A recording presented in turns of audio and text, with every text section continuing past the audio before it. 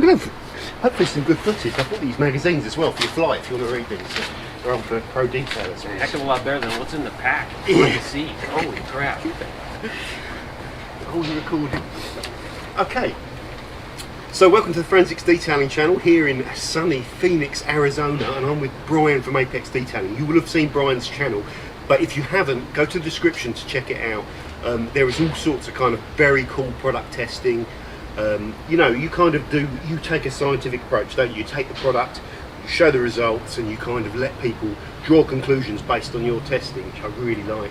First of all, it's a pleasure to be sitting next to you. It's is. not like we're neighbors. No, so we've been what an chatting for a couple of opportunity. days, haven't we? I love this channel. I've always been a fan. But no, I like to know what I'm applying to my customer's car inside and out. It's as simple as that.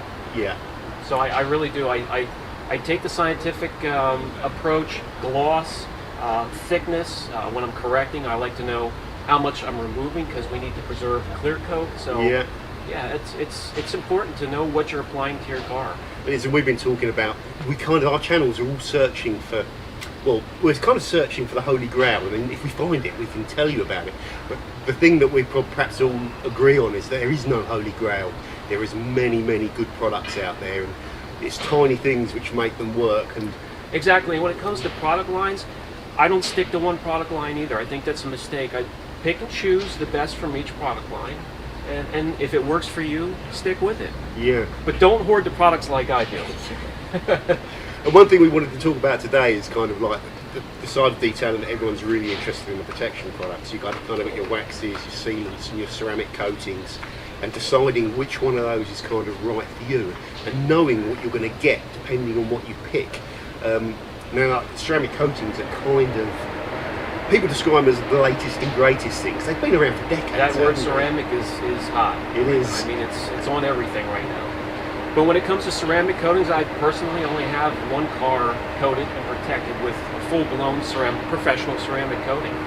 Because I enjoy working on my cars. I have it daily, and I have a few other toys.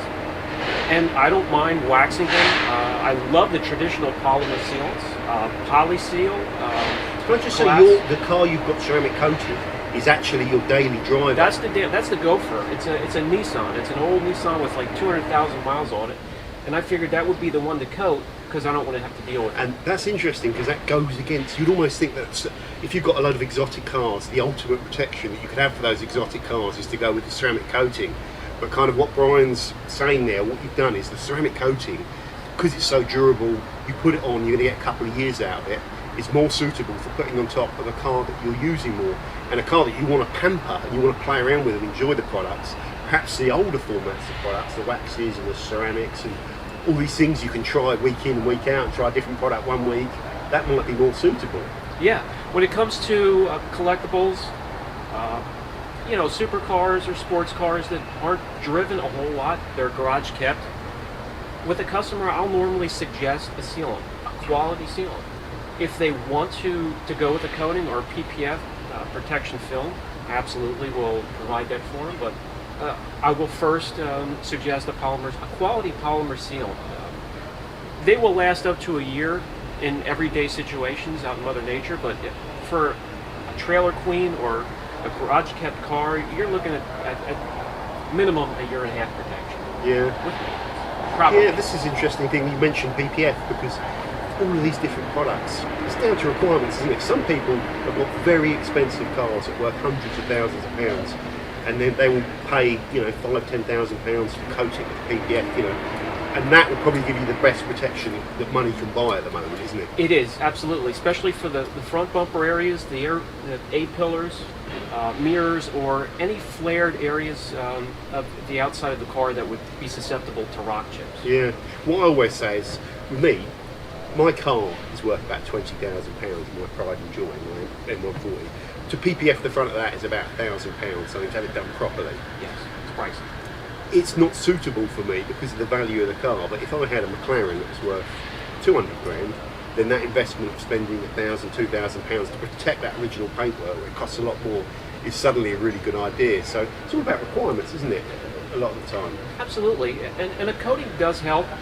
It's misconceived that a coating is a fix-all. It's not like you're wrapping Doctor Strange's cape around your car. It's not going to make it impervious to scratches or rock chips or any type of imperfections or etching or damage, but it will help because it'll bump the hardness of your clear coat from a normal 3H to up about 7, 8, 9. They claim 10H, but I never bought into the 10H It's claims. impossible to test it, isn't it? You can't test the difference in these hardnesses. But you might. I've recommended ceramic coatings to people with soft paint, and they've seen an improvement. Subarus and stuff like that they find difficult to wash. They can polish the car, get it to a good standard, and then 6 months later, it's back to where it was. And they've seen an improvement by doing the correction, putting a ceramic coating on it, and just getting less swell. So there is some benefits there, and those materials do last, even if you can't see the hydrophobic qualities of the coating. Doesn't mean it's failed, it's gone. It could just mean it's buried a lot of the time. It could be buried under traffic film or any other contaminant Mother Nature can throw at it. But I like to market coatings a little bit differently than a lot of detailers out there that they'll tag some outrageous claims with them. I like to tell my customers it's a sacrificial layer to your clear coat. It's not impervious to scratching or etching or anything, so let that take the beating that your clear coat no longer has to, and you'll be then in a good state of mind in case something happens to the coating, that you're not going to freak out. Hey, So you put the investment and you get the paint corrected, you put the ceramic coating on. Hopefully when the coating runs out, the shelf life finishes, your clear coat will be in better condition than it would be if it hadn't have had that coating on there. So you could probably just do a light polish on it and then reapply another similar coating, and it'll be good for another couple of years. That's the name of that game. The waxes and sealants, like you say, I still think of those as fun products that give you an immediate kind of hit of gloss, make your car look great. That might last 3 to 6 months and relatively inexpensive, you know? Yeah, they're gone rather quickly, but it's a fantastic way to maintain your car and give it a little bit of a sacrificial layer before you head out on a night out of town. Give it a nice boost of gloss, but like you said, they're not going to last long at all. What's your favourite kind of car wax? Would you go for one that is kind of like an authentic Carnauba wax, or would you go for one that's kind of like a durability wax that can do 6 months? 3 of my older cars, they have original paint and they're not perfect. They look okay, but they're not perfect. So I like there's a wax from Extreme Solutions that is a black wax. Oh, right. And there's a couple chips in the front of the car. I don't have everything completely repaired. It's a driver. It's not a show clean. Yeah. So it's just a regular black wax. It has a little bit of filling capabilities, and I know the filling word is kind of taboo still. But I believe as we run into more clear coats that are just too thin to keep shaving and shaving, fillers are going to come into play a little bit more and be accepted. Yeah, you're going to have to. You can't keep hacking away at the clear coat to fix the swirls, especially like you touched on something that's really important. What's going to happen with the kind of future of kind of clear coat and car paint systems? And at the moment, they're getting thinner and thinner, aren't they? So for instance, a new GM, I used to walk around the car and get an average of in between 5.1 to 5.5 mils of thickness. That's from the top layer of. I can never do mils. What's mils in microns? I have my machine stuck on mils, so I don't even bother with microns. I'll put a flash up with the translation. Sounds good. But an average of 5.1 to 5.5 mils walking all the way around the car, and now we're barely getting 4.8. So, and I know the manufacturers would love to have at least 2 mils of clear coat in the car, and they're telling me they're barely getting 1.5 to 2 mils. How much would you remove if you used the heavy cutting compound in mils, roughly? 0.25 is as far as I go before I start to have a conversation. So you could have 4 sets of cutting, if on a 2 mil clear coat, and you'd remove about half the clear coat, which is quite scary, isn't it? Yeah, I try not to go that far. Yeah. I'll do a 1-step or an enhancement, and if I have to go further than that, it's going to be a conversation with the owner. That's interesting, isn't it? Because it has implications for the car owner. You can always think, I'm going to take my car to get it detailed to a detailer.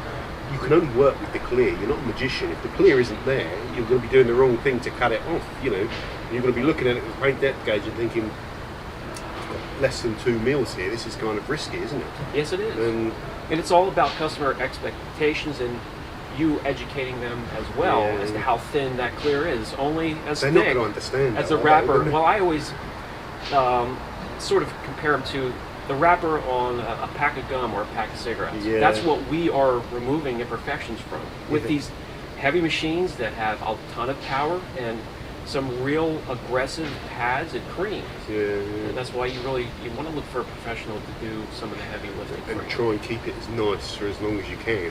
But guys, I hope you enjoyed this video. It was kind of like an introduction and talking about the differences between waxes and sealants, and the main point, I guess, is that requirements are different for everybody.